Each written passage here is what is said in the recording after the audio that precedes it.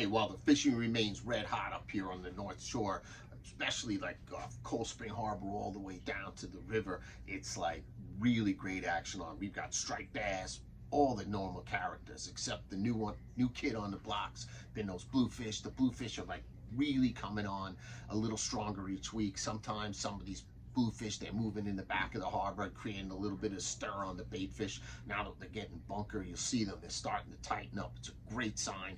We're looking for some really great future fishing tuff going off the beach. Pop, pop, pop, pop.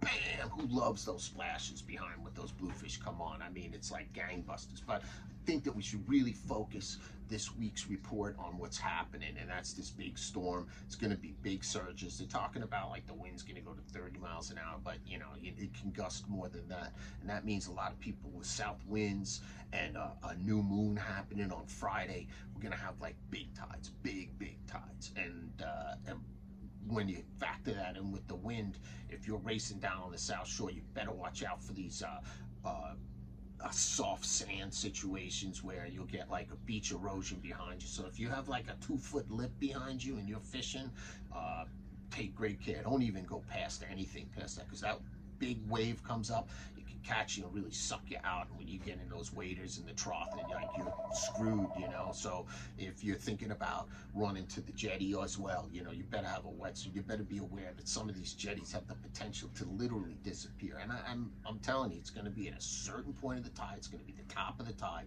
heavy south wind, new moon, Friday, boom. You're going to hear about somebody getting swept off. Wear a wetsuit if you're going there.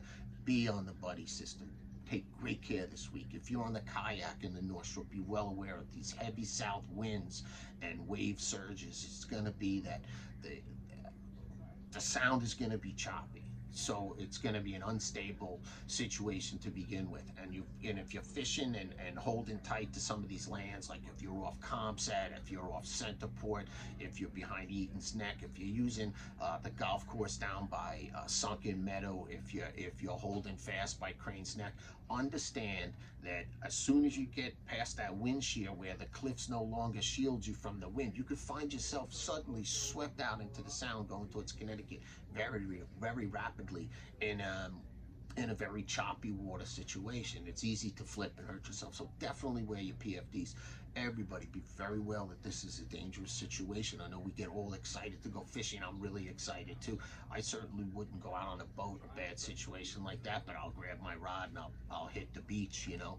That's a great time to create some really cool fishing stories. So safety, safety, safety. That's what we want to hear, and that's what we want to do. Join a club. Stop following some of this crazy advice I see online from people that just started fishing. That's great. We all started sometime, but remember, nothing helps by having knowledge.